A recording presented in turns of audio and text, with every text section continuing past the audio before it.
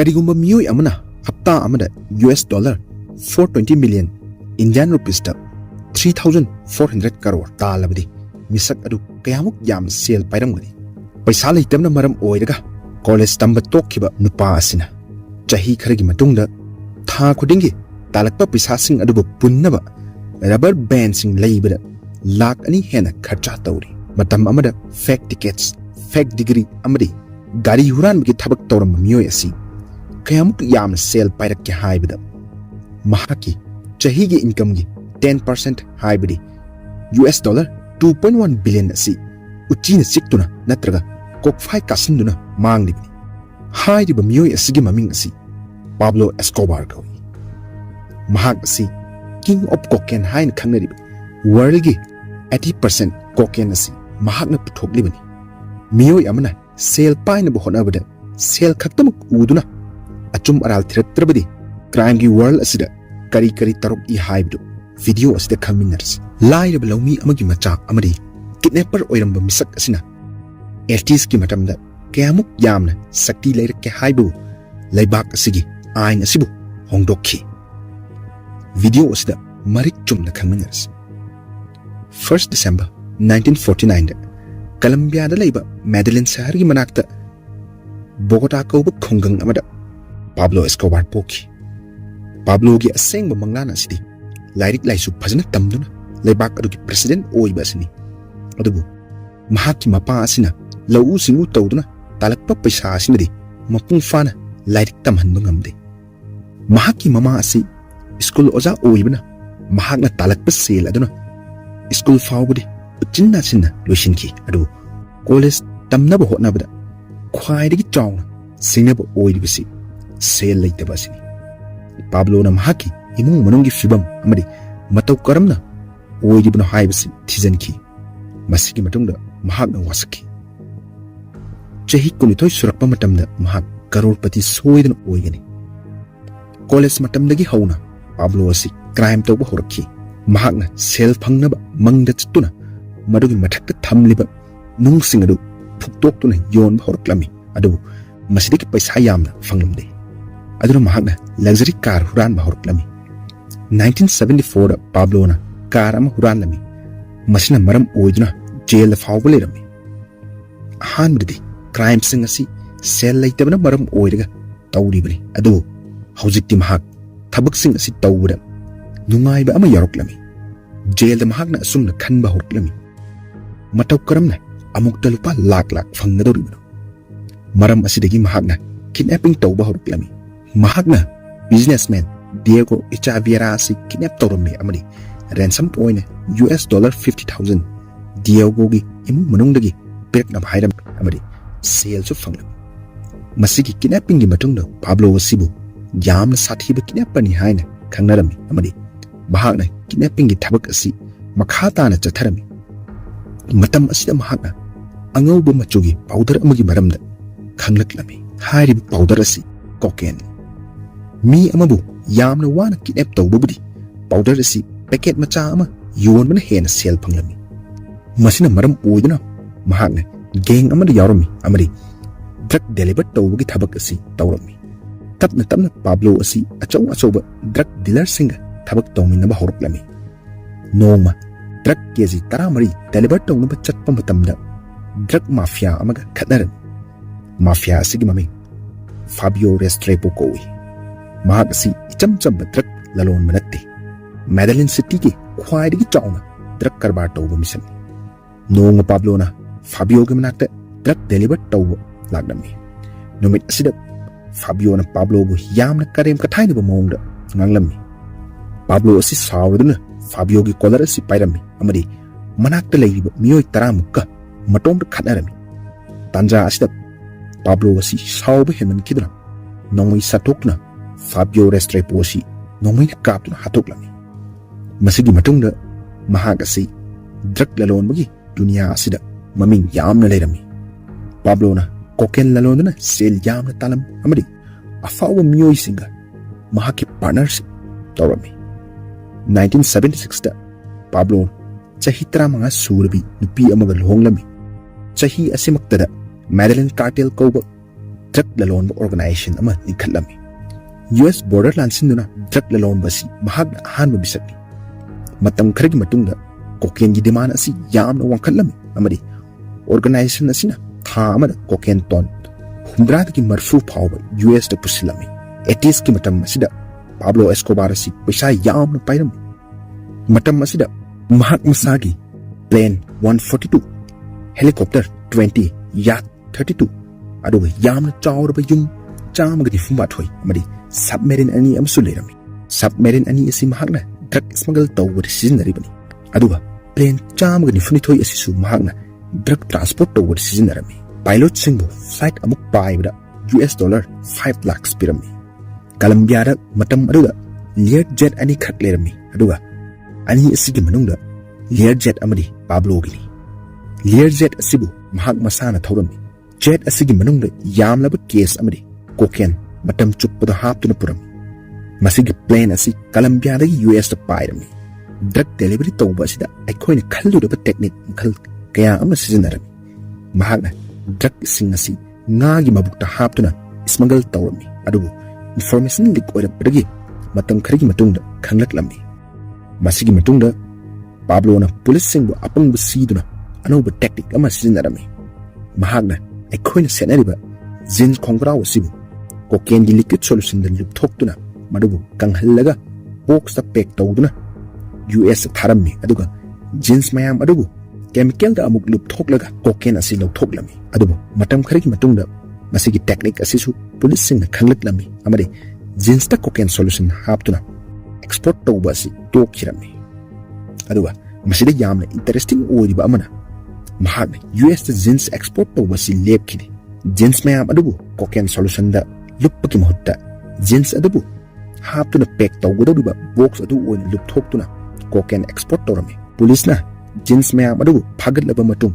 box sing adu hundoklami. Pablo gi myoy singa box sing adabu tasin khomjinlaga cocaine extract tawrami. Asum tawduna nongmada cocaine tan 35 rom US da export tawrami. Pablo na mahaki business asida rule ama samlami. Rule adude plata o plomo hide silver or lead manipuri da hairagna sanalupa natraga nongmai guli asini. Masina fongdok libasi karigama myoy amana magi business asida mayok na dodobadi mahakna haiba yaduna sel mayam ama pidibadu lawduna tuminna layu natraga imung manung tumna hatokani haibani. Pablo na black money sing si yamna tanman kibada mahaki sel mayam adabu thampham leiramde. Mahakna yum achoba chanipan hena sel mayam adabu thamna sarami. Masida su mahaki sel mayam si thamma chandana leiba tokthoklaga thomnuna thamlami. Khudam ama haidibada mahaka si kamuk yamna sel pai ge haibada nong mamhaki machano PSC yamna inglami. Numit asida Pablo na numidang chukpa sel mayam ama mai thaduna tikhallami. Chawrakna US dollar 2 million Indian rupees da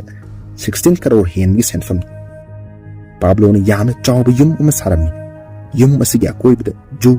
artificial lake runway na chingba makhal makha kya gi facility sing thamlami. Ju aduga Colombian ju da fawba leitaba sa makhal su na thamlami.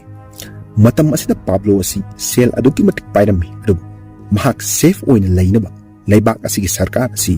mahaki khubamda hana paishanba mathau tari. Maram asidagi mahakna Colombian sarkar da US dollar 10 billion Indian rupees ta hairagana 80,000 crore offer tawrami. Mahakna tawribu offer asi mahaki business asibu government asina support tawnabani. Sel mayam asina laibak asigi lairiba asi kokhanba ngamgadoribani. Adu Colombian sarkarna offer asi accept tawramde amari masi achumba decision amasu oiribani. Masigi matungda Pablo na political power painaba decision lawrami. Mahaki money power asi sizinaduna laibak asida leiriba praja sing asida mahaki afhabu mami ama tahanba hawraklami. Mahakna yamlaba schools, hospitals, football stadiums, church amadi park na chingba kya ama semlami amadi lairiba myoysing da sel kya ama pirami. Masigi afaba thabak sing asina maram oiraga 1982 da Pablo Escobar asi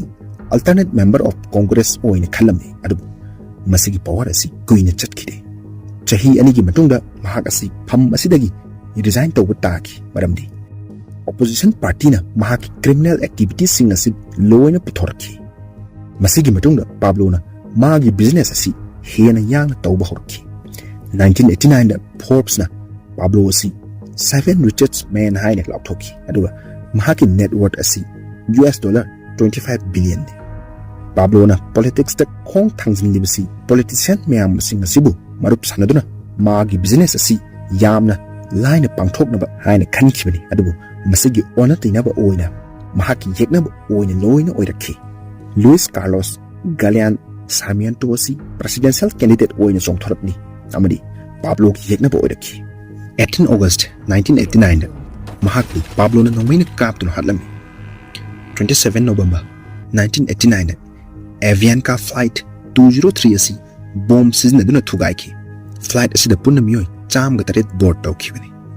presidential candidate oiriba Cesar Gaviria Trujillo asibu hanna hotnabada flight asibu thugaiki bani adubu mahaki